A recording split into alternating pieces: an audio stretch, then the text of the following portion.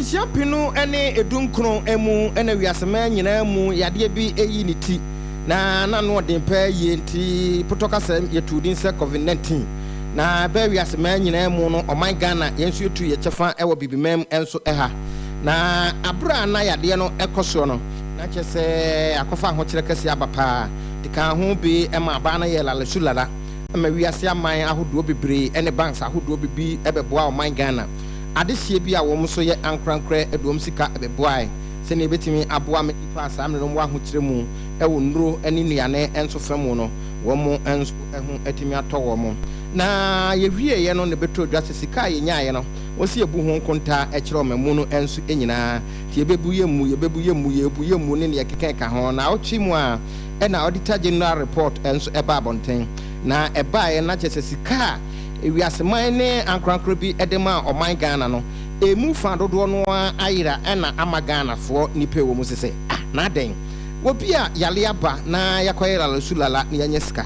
na wase de bo ma no ho bra na fe de mode eye 6 adaye 9 yakote ansemi ebi e wo fahene na ensam no de na yatete ye e wo mu kura kira na wo mu kiremu ayekotua ambulance makoma adu no nsia sika bepim na e kasese ambulance no safe ne sinsu ani ba ene ye de se ochena ene mre ne nkrabia ene be kire enu achi wo mu kirem se wo mu de ye insurance e de ama aye COVID-19 empanimfo anu mu ensu edi animu sene be ye na wo mu so daachi bia na eto apenten a eno ayensi achiba e de abo wo mu ensu chidom ena afi de ba beto dwa na e ya tete ye ba akokran se ye de opepepe be se edwotwe eko se ye kofa mpane ne de abewo wo ye nsempane no se beka Togo se beka Nigeria Cote d'Ivoire ene obi eni ho a onim ene afoforo dodo no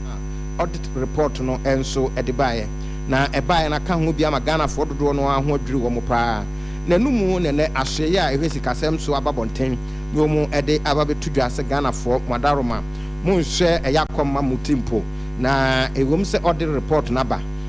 akansa mu ahodo bebre kwan ya sikasem fa so na ibinum ayeye basa ewo Ghana memu Ghana fo dodo no a entiase na numu no wakirem ede atudwa se wom so trase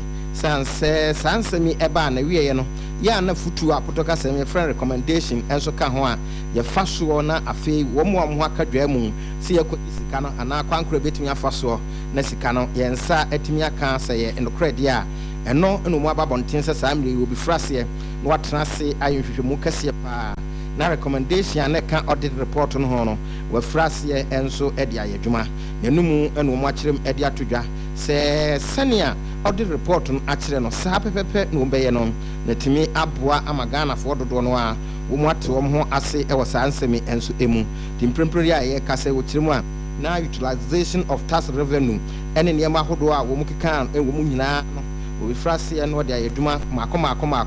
na boa ma Ghana fo aso ene wo mu timi ato mo kase mu wo mu kirem se report no a e ba ye kratafa enson ne fa na toso edinwotwe page 17 paragraph 18 wo se ho asem bi wo ho a ehia pa e ho no e 2 key intervention a ni nyina mu wo de beduduma se ne betimi aboa ama Ghana ni bebia wo te sa asemi ka ho bi ama ne ti eja na tipaye no obehu se afedi empanimfo frase na recommendation nsem ahodo a efurum ba ni nyina no odi aye dwuma se ne betimi aboa ama somdue ene botoye mu enso etimi aba osase kasemi enso emu ebusia for ye to akase ne so ewo ensem fufuromum na agenda 111 eye hye na se policy ya NPP amnekono wonom ba ye wonom chiema wo hwe no sinyale sabia ewo mensi ahuduom sabia beboa yiem ma arehwe ne apomden nsam atumi akwankan na sanyale sabia ye oba besi na ochirem beboa yie pam ama dokotafo ne nurse fo nso etodo mo tie chire no wonom so atumi enya baabi atena abadwuma sane ese na efata na no ena sensei NDC amnekodo mani abota so kire sem wonom foto won ho so etu amon na wonom ahwe se agenda 111 no aban ni fiase kwakosi san ehefa ena ekrodian ena nflimo ebam na wochiremu ana montu ye wotu ye no sese edadi pefe se adwuma no dodo wada ena aka ye chese eno ntimi nkosoro ntimi nkofom ne etim no ho a ena tim ya wode won ani kiremu ewo adeso wo chese adeso ho no contractor ye de adwuma ne hye ne nsa oje contract no ahyase ne atwa sika ma ne ye eye $1.3 million waji sika no awie nanso okọ ye besi nne enya de aba hon mu bio di site hon mo kwa eyabo enenwura ena age wonum akosom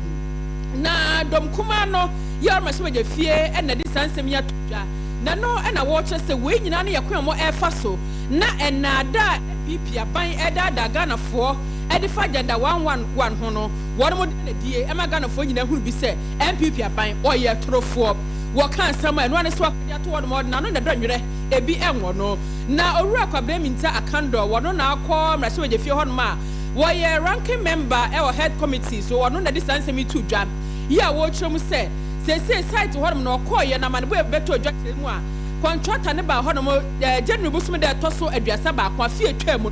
wo free ho no wo ba ho no biewu enti ama adwuma no de etim ne oyekoduru ye no ehwa na aka manfo be kai a August busum ni mo ne da na toso dun enfie pinu ne aduonu ba ko na na adodan kwaku fadom Ghana man pani di asobo fam ya wo kyerem se agenda 111 dwumadie yi wabie ano na wose mensi nyale sabia na makomako wa ha ene ba ko no wo ba besie sanso ene mantem sia foforo ya gbakwa ho no wonum so nyina benya regional hospitals bi na afa wonum wi atwa mantam so enya regional hospital ba ko aka ho na won abie atenaye ya wonum behwe adwum house wo enu Kumasi de ba ko tamale na sunu nyina mu adwuma no enya de atumi akoso Owura kwabna minta akando ebro ne nsemtwefo ekasa no sei ne nsemi oboyim. Our records are concerned. About $1.3 million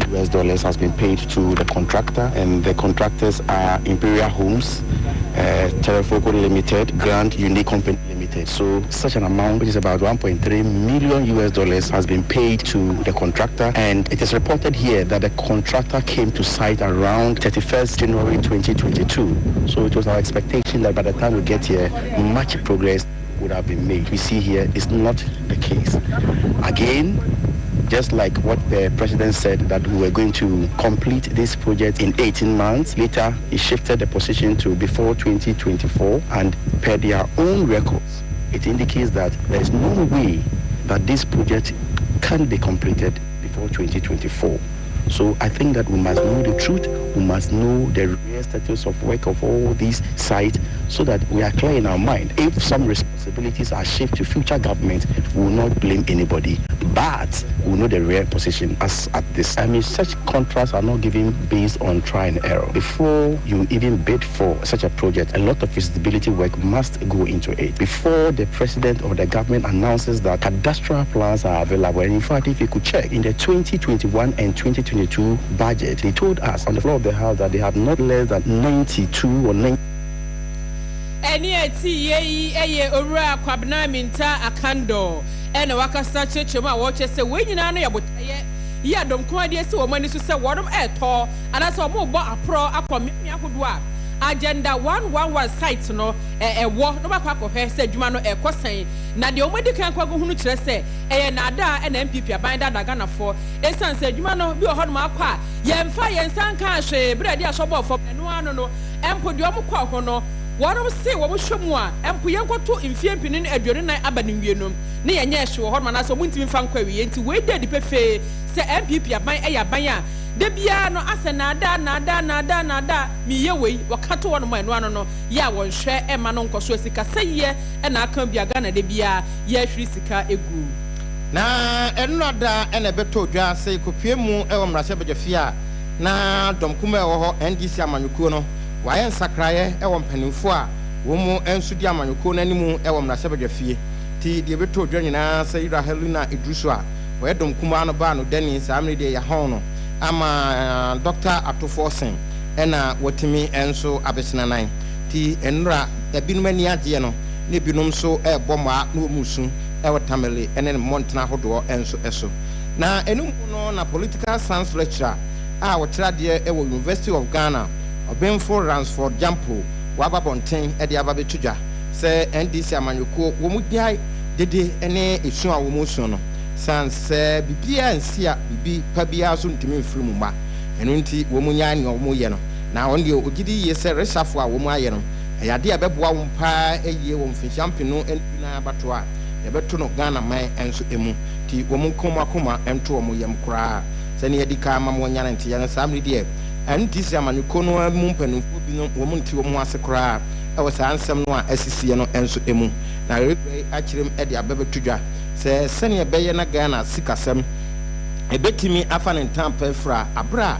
bia otwede ampokwa nyankopɔ beboa ama NDC amanyuko edi kunim wonfinhia mpinu ene adonu na abato ebeto no emu no wo mu hia nipa ase sikasem nkontabuo wo mu nimu papa enso eye eno nti se samre wotu sa na mo no na wo mu afrase abro wo mu ntemu a eno ho behia se amanyuko mo kitafo wo mu yedin na wo pinta amanako no mpanumfo achi se ne betimi aboa amada achi bia no se Ghana biduo mu ensem wo mfinchia mpinu ene adonu na emu a economy no entimi anyi wo mu nsem Bretuo Ransford Jampo say ena woto ana no isem enso es The minority Kokoanyidoho, they are members of parliament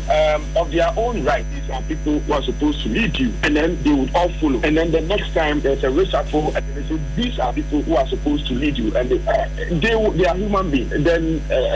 leadership is your ability to inspire confidence and to elicit enthusiastic cooperation among the people you are leading to support you to achieve a certain predetermined goal. So you must be careful of how these processes will engender enthusiastic cooperation among those who are supposed to be there. I know that Akwasi has excellent relations with all, and I also know that Idrisu Haruna has also excellent relations with all. Now, if Idrisu Haruna and Muntaka are better, you should know that they are following, and if they are following, are also not happy. Then how these following in Parliament will be able to offer enthusiastic support and cooperation may be a bit problematic. If maybe in future they may be able to get over it, but in the interim it may be but the party that is positioning itself to wrestle power from a ruling government must not open itself to some of these challenges and that are likely to affect the identity of the parliament. And so I change a step. Look, I think that the battle for the political soul of Ghana will be fought in the next election. The battle for the political soul of Ghana will be fought on the grounds of economy. And so you need somebody who has a firm grasp of matter economy to be able to communicate for people to know the party's position on the economy and for the international community to also know party's position on the economy. When for Ransford Jampo and was say womu hia will be a economy no wonimu nya obi a come dem no onimu ti saa nipa no a yabo omudin na yabo ne din no ya de a ogidi yese ebeboa amanyukuo no pa ewo mfie bi a edi echi a eba enso emu na ye fi amanyosemo na fe de ni akiremo ewo mfimfi mantem agnoswedro na postifo ya wonmo wo agnoswedro ensa ka branti bi e fe no Eric Sechi abranti edi adodo no a edi fe no eye Kojo Sankara na wochema wono ene ye MPP constituency treasurer ewo mpehwe ne so hono na kwadura de ebo ne se oba ya one ne tena yes say bibi nti wono ntam atete kakra ye Raba Beatrice Eshon abranti yi ede mrasha ne nsam abura baywa no wa bono pasa amachire se de awura ne da no enyasam ketwa ni nyina ne se Raba ne se wontimi ne ntena bi oni ni jai ene o se hwe ne ha woni mbejai pa wonti ase na Raba Beatrice cheche ni nsem no wo chese na anu anwumre be na nwotwebre ena wono ane be ma one ne tena ya abranti ya research ne nyonko brepo eba ne chebe ka chense oh Beatrice be se ko jami baby na esanse wonima abranti no na woye ni kunu dada no adamfunti no wa mohuniti ono kwa no mpeso obekọ ena ene ka ode ba ye no ohuitena mu afeka yitu ye se kwa no hu se na ne mpran dada Eric no wo sheb ka ni mu wo butu akire baby eno se na de na mo yesa ene na mu nsime na me nko bi fie wonum se hene ne ha yensu ene so mu digu no so ma bo no fimfram owura Eric Sechi ya ye bo no kwadu yentie ni nsem na bia na omode frame me fi ekrofo asudru aboso ekrofo akosam ne se me ex boy ye jai me ni obite for 40 abanta no ye jai na chi no de bia opeso ofrefre me attempt me se me be se yankwa me be se ye se me nkasa no no oye Saturday ya anopa no start so frame na me fa no call enti enumbre no ni na oframe sa enumbre na ne yanko bia me so me ne ye fine me ne yanko ne ye fine a ofa ni engineer me ex boy ne de Kojo Sankara Dairos Eric Sechi oye MPP Treasurer Gomo Central oba the yankro be from say member no nka asem che wo medwumem ye ko gina wo menim wo no me store nanim ona me hu say manti wa aba wo say okọ me ma me ba ko wo atampa janshi eye suedu atampa janshi ebenye na bada ne se obi mane ntira kai me na me si no me min ko si na me no ndi nkomo na me so okay na me ne manti na obi echi maye na me ne manti tini but tu kai na me hu say sankaro ne front wo wa tini gwa ne mo front am so mo na wo share inside wo front wo usha o ni pa jojo wa anti to tena na me ka cha manti ne say comfort saboy we sab man we come ye din the sign me ye din na metraka no te ko du atampa hotel na chi na mantini fie ho e ko du wo mo no na ono ka che me se me ka che mantini se ka ne entum ko fie ho nti me yesi wa fie wa ka ko pa but me shada me ka ne ko nti yesi wa na yesi na brother no ba twe me store no fa mantini ba ko na me so me fa ba ko na ye ko ja mantini ya ba na me ka che ne se nipa no te ka ne mu na me hu me phone na ka no biem na brother ne se denti na me se da bi me phone na ka ne biem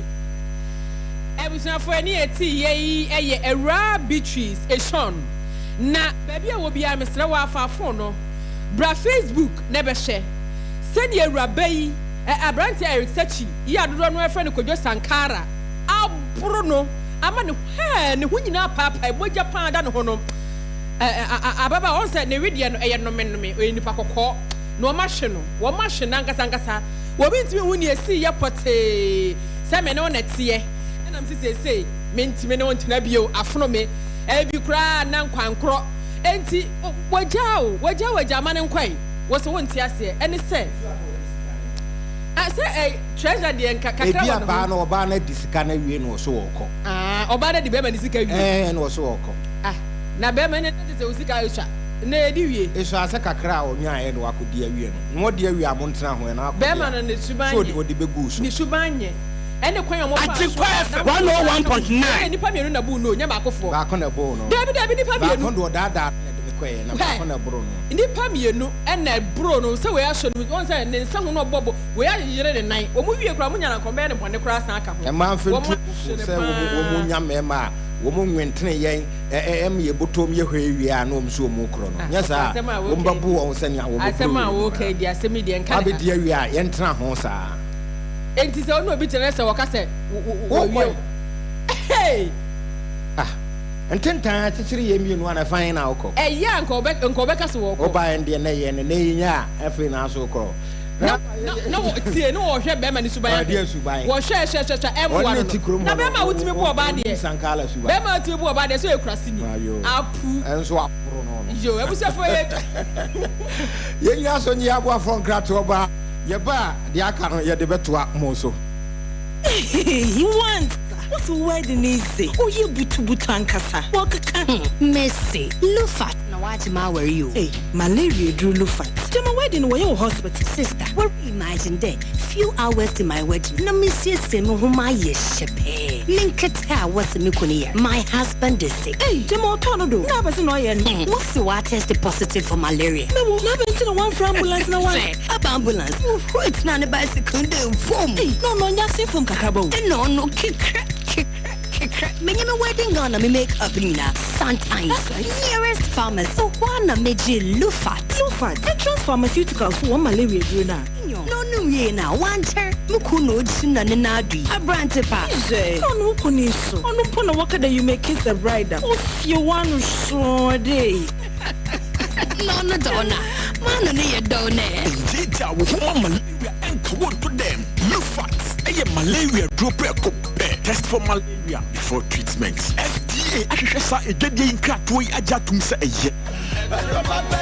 anokwa maji Hamedi me pa chinyejefo na namaji Hamedi sa no doctor amagashi na me kamfo de amount yade eya etunya wote Hamakasa no de Hamara ye adwuma enu ne betu yade na se me nue nkwachinchin mrawate na bomochichi afiri so ase beka cho se odenchama wu a yanyi na tinye maso hwe huna dia tum se doctor amagashi wote Hamakasa eye stroke nyedwe yade na fo miensa pe ode betu ase asthma enu so si manum ho otu ase eyam kro all wadi na fo miensa etinyente ne kuma bonso nkronso ayehia doctor say ne ntontia wadi Hamedi ode tro kunkum bible mu nsem kronkronkron ene betu spiritual marriage na se huhum mu nsem a etena wo so obi ne wo beda yato waduro yadia bi ye fa honhom no kwahwehwe Dr. Amagashi Akwan no besa dia maw sanom na anu ya mani krotwe wisa me hne santamu me die bi ho adanse drugs ana nipa na to muntentan oja ya enyai fa wani che Dr. Amagashi ho na kwakwape yaresa efama no gold ho sansam gold honhom etacha ya na so pa emfa nkwachinchin ba bia me emfa so kwana no wachinchina fa wo haw ni nyina koda Dr. Amagashi he ya ba na mema ye bom krokro sadia agrade edwedwai eno so fa kwai na obehwe no asayade kidney yade eno so Dr. Betuase Amagani Amagashi a ene ehu amago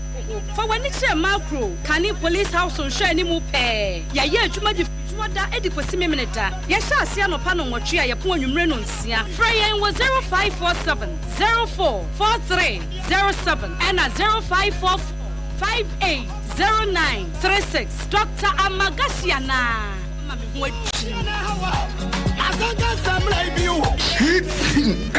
Rose, Frekitra ni video man nebi sasa ayefra no wosisi na esisen. Bra, wo so abrɛ mu o. Sanya manko ne kwaware ebre. Oyiri we die sa oti wani hwɛ ne pa. Ye di machi so papa. Aka 2 days pe na wedding ye dro so. Ɛna hwɛ G-Code relief tablets ibinom na ho ntɔ wontem. Watimi ama iri wedding case. I don't know.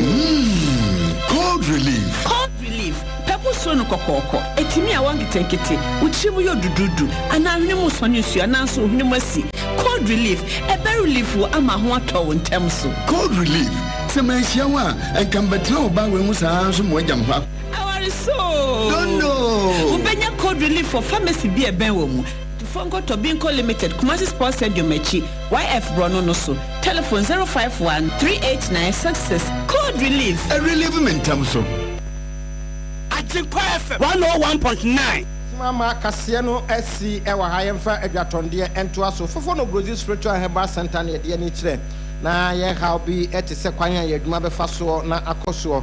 afe o ha bi a enya ya brabomu asase manso ho na daya so yisika semo enkoyie gold ho nsem gold hye baabi intimentu na de wose rodena ni chikura so obi abu kwase a waju sika anase wadada wo so du betu kwan na ne keke ka ho yenso ne nyina amra paki number 2 oboase kwantempon so na se yem frɛ na e wo 0245 167857 na 0550 154 438 and so na me kan full fat tablet in the suspension e de amount e malaria duro no nti wenu mato nyoma nhyada ko ni pedue ni mu a no wa pedue bi anonom e bebu atu ni nyina se ama wo ho ato abusua mu nyina mo wo chefa e wo adre mu bo modi aso be ko dwaso be eto adro bi a na wakwajo de o petre mu bi a na wa frɛ 0541 268721 enku papa fie de baabi ba ko pɛ na abenya bie no an Skin City Laboratorium na tuma tuntum kokko ena chocolate color so obia ne nkun ho ne ehwe oni padua no ne ayi hu nkun enso e de amam na semde wo mu nyina nse ene budo ne kire askoroma mpon affordable housing no hwe ne mu pa wo mu main entrance ho e ho na so ye kase pa no e wo a wokɔ akɔdwo nkun na aboa wo ama honam dua no enso etimi atoso to pimples ene ne keka ka ho ne nyina wo frɛ empanimfo e wo 020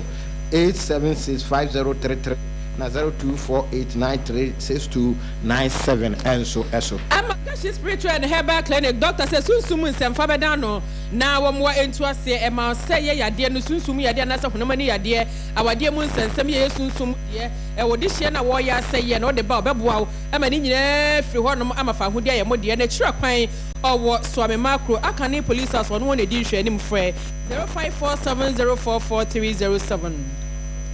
Sanso and a priority insurance ye kan for dia ma say opesi etiba papa aboa mo abraba konkan dia na I hwe wonum ekira kwan main office no e was for Matel Junction abronsi wo mu yi a oba mpanimfo no ebetwetwe enkomo upenhye mu bia no afrɛ 0244 378896 ofra mpanimfo e na obekasa na mo messages ahodo de kan nanse ejambole baba furiamo ase ode bai sa ena menu brofodu adumasa ode bai Filippo atomatim antimagisto wonso ode bai brief lion yamwasa agenda 111 also ode bai sa na nsafo ahen lufat wono 7 member committee moso mo de enso ebai na de me free Facebook no edugem fi eben wodne de free ejiso domi abra ya wo kasa send this am yoko no enye serious Crespo de de ba ya kenkan sanso na Sir John Ososo ono so akasa ya wo chirem se ehunhia pa sɛ ndc amnyoko no ɛyɛ nsakyerɛeɛ Filippo etimetim wode no wɔ ha no mantemagi store